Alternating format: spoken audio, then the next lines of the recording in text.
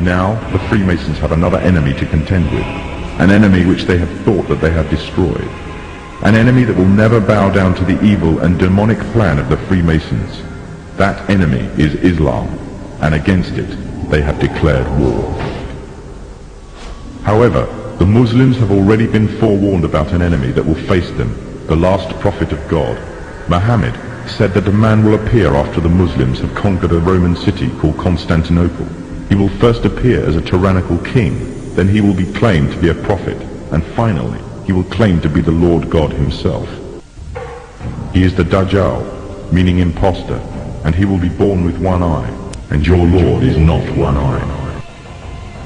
It is also known that before the appearance of the Dajjal, a group of people will pave the way, setting up a system to prepare the world for his arrival. In other words, these forerunner to the Dajjal and their system will bear all the characteristics of the Dajjal, and he will be the final embodiment of these in human form. The forerunners to the Dajjal are none other than the Freemasons. The one eye is one of the ways to recognize the Dajjal. The one eye is the symbol of the Freemasons. It is part of their beliefs and is taken from ancient Egyptian mythology. In their ideology, it represents the Supreme Being, sometimes referred to as the great architect of the universe. The scholars of Islam say that the similitude of the Dajjal is that of the Pharaoh who tarried with the prophet Moses.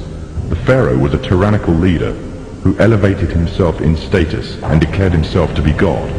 He used magicians to create illusions and fool the people, and oppressed all who did not conform to his false religion. Today the Freemasons weave another kind of magic. The illusions they create take the form of hidden or openly propagated messages in films, televisions, cartoons, music, and all the other cogs in their well-oiled media machine.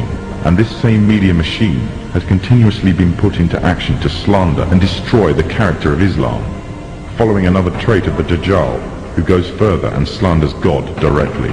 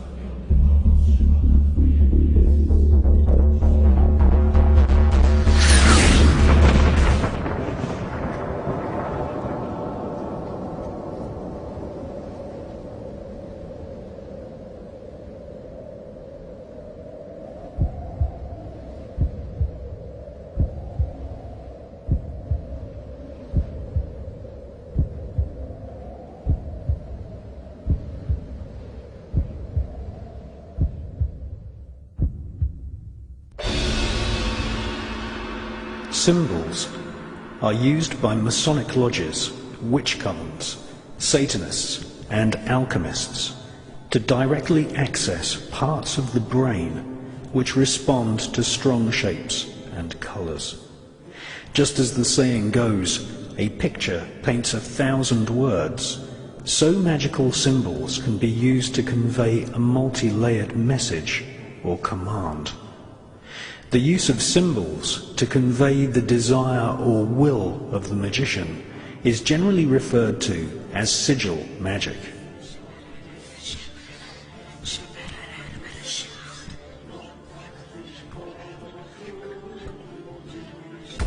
To make a magical sigil, you first write down your desire or spell. You then remove all vowels and all repeating consonant letters. You then rearrange the remaining letters into an easily remembered symbol. This symbol, or sigil, contains the original spell. Sigils are often found in company logos. Every time you watch television, visit the supermarket, or walk the street, your subconscious is bombarded with sigils. In fact, you are living in one giant sigil.